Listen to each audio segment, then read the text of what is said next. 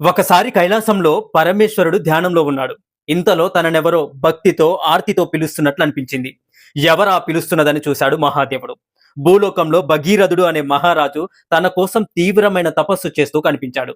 అతని తపస్సులోని నిస్వార్థాన్ని తెలుసుకున్న ముక్కంటి క్షణం కూడా ఆలస్యం చేయకుండా వెంటనే వెళ్లి భగీరథుడి ముందు ప్రత్యక్షమయ్యాడు. మేఘ గంభీరమైన స్వరంతో పరమేశ్వరుడు ఇలా అన్నాడు: భక్తా, నీ తపస్సు నన్ను మెప్పించినది. ఏం వరం కావాలో కోరుకో అన్నాడు. ఉలిక్కిపడి కన్నులు తెరిచాడు భగీరథుడు.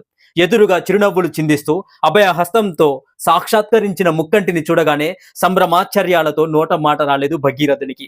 భక్తి పారవర్షం నుంచి తేరుకున్న తర్వాత తానెందుకు తపస్సు చేస్తున్న విషయాన్ని పరమశివుడితో చెప్పడం మొదలుపెట్టాడు.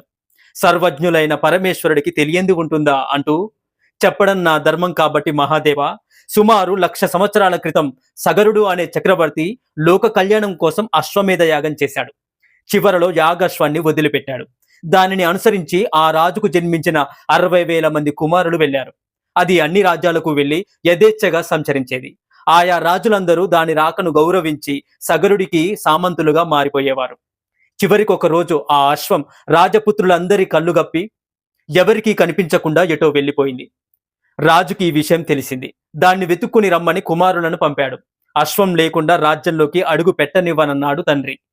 రాజకుమారులు యాగశ్వం కోసం భూమండలమంతా వెతికినా ప్రయోజనం లేకపోవడంతో పాతాళంలో వెతకాలని నిశ్చయించుకొని ఒక్కొక్కరు ఒక్కొక్క యోజనం చొప్పున భూమిని తవ్వుతూ పాతాళంలోకి ప్రవేశించారు. ఆశ్చర్యపోయారు.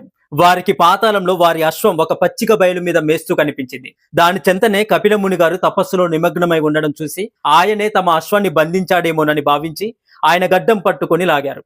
తపోభంగం కావడంతో కళ్ళు తెరిచి వారి వెంక చుర్రున చూశాడు కపిలముని. ఆ కన్నుల నుండి అగ్ని కిలలు వెలువడి వారందరూ బూడిద కుప్పలుగా మారిపోయారు. సగర పుత్రుడు ఎంతకాలానికి రాజ్యానికి చేరుకోకపోవడంతో వారి కోసం అన్వేషిస్తూ వారి వారసుడైన అంశుమంతుడు పాతాళ లోకానికి వెళ్ళాడు. అక్కడ బూడిద కుప్పలుగా మారిన పితరుల భస్మరాశులను పక్కనే తపోధ్యానంలో ఉన్న కపిల మునిని చూశాడు. విషయం గ్రహించి మునిని ప్రార్థించాడు. అప్పుడు ముని, శివుని శిరస్సుపై ఉన్న గంగ వచ్చి వీరి భస్మ రాసులపై ప్రవహిస్తే వీరికి మోక్షం కలుగుతుందని చెప్పాడు ముని. ఆనాటి నుంచి మా వంశంలోని వారందరూ గంగను భూమిపైకి రప్పించేందుకు తీవ్రమైన ప్రయత్నాలు చేస్తూ వచ్చారు మహాదేవ.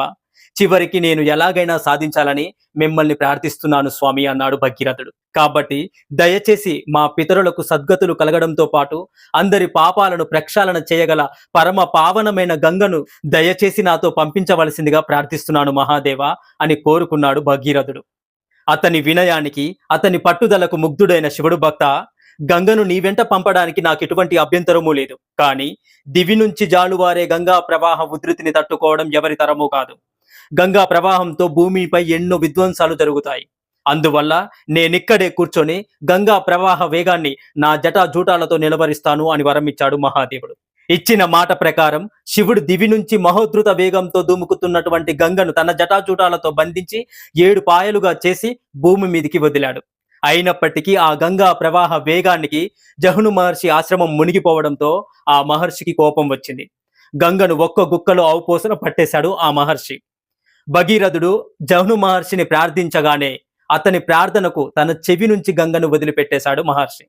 జహ్నవిగా మారిన గంగ అనేక దేశాలు, అనేక రాజ్యాలు, నగరాలు దాటుకుంటూ వచ్చి చివరికి భగీరథుడి ముత్తాతల భస్మ రాశుల మీదుగా ప్రవహించి వారికి ఉత్తమ గతులు కల్పించింది.